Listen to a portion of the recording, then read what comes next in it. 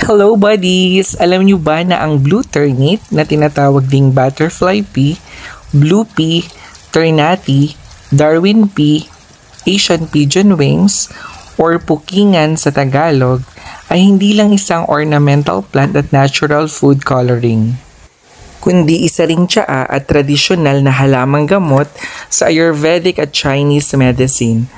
At madali lamang itong mapasibol sa inyong mga bakuran o kahit sa paso. Mabilis yumabong ang mga dahon at bulaklak nito lalo na kapag ito ay laging naaarawan. Sinasabing ang extracts o katas ng bulaklak nito ay antimicrobial, anti-inflammatory, anti-diabetic, diuretic at marami pang ibang benepisyo.